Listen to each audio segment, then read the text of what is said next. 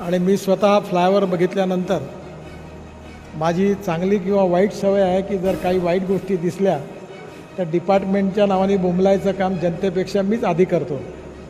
त्यामुळे मी पूर्ण फ्लायओव्हर बघितल्यानंतर अतिशय चांगलं बांधकाम या ठिकाणी झालेलं आहे आणि याबद्दल या कॉन्ट्रॅक्टर श्री गिरीश जग्गी आणि त्याचबरोबर NHAIचे जे अधिकारी आहेत ज्यांनी हे काम केलेलं आहे त्यांचं मी मनापासून अभिनंदन करतो आणि त्यांना खूप खूप शुभेच्छा देतो।